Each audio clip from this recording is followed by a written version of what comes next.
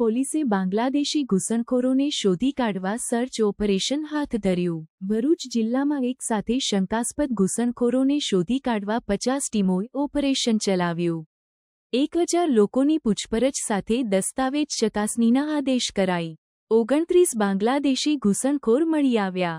Bharuch B division police સ્ટેશનથી headquarter 100 શંકાસ્પદોને પગપાળા લઈ જવાયા।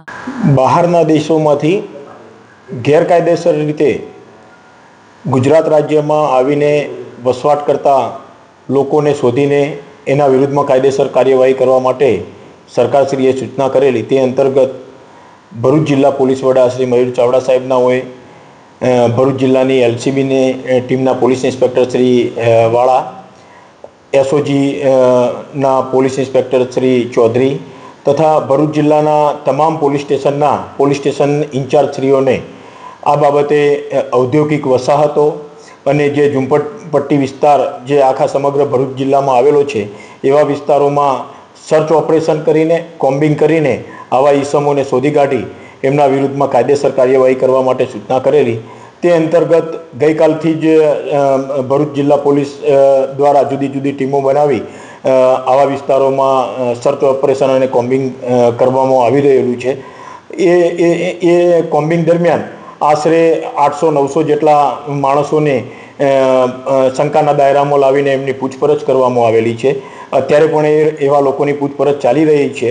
એ દરમિયાન હાલ સુધીમાં 29 જેટલા એવા વ્યક્તિઓ પોલીસના ધ્યાન ઉપર આવેલા છે કે જે લોકો ગેરકાયદેસર રીતે આવીને અહીંયા વસવાટ કરતા હતા અને આવા જે 29 જેટલા માણસો જે ધ્યાન ઉપર આવેલા છે એ તમામ પોતે બાંગ્લાદેશના હોવાનું કબૂલાત કરેલી છે અને આ 29 જેટલા માણસોને હાલ આઈડેન્ટિફાઈડ જે થયેલા છે એ લોકોના વિરુદ્ધમાં કાયદેસર કાર્યવાહી કરી એમને પરત બાંગ્લાદેશ મોકલી આપવા માટે કાર્યવાહી હાથ ધરનાર છે અને બીજા લોકોની પણ હજુ પૂછપરછ ચાલુ છે।